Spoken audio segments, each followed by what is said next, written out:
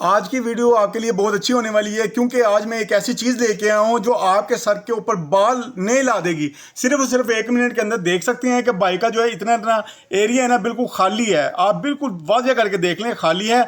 और मैं एक ऐसी चीज़ लगाऊंगा, सिर्फ 1 मिनट के अंदर अंदर इतना इतनी जो जगह है ना, फुल भर जाएगी बालों के साथ। आप भी ये कर सकते हैं। बहुत अच्छी चीज़ है।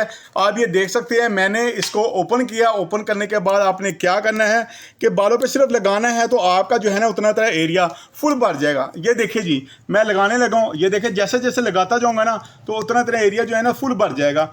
तो बाल लगवाने की बिल्कुल भी ज़रूरत आपको नहीं पड़ेगी। आपने जहाँ भी जाना है, आना है, जो भी करना है, सिर्फ और सिर्फ आपने अपने बालों को 1 मिनट देना है। उसके बाद देखिएगा कि आपकी स्किन जो है ना मुकम्मल तौर पे ये भर जाएगी और आपके सर के ऊपर एक तरह के नए बाल आ जाएंगे। यानी कि आप हर जगह पे आ जा सकते हैं। और आपने अगर किसी भी किस्म की ड्रेसिंग की है ना, तो ड्रेस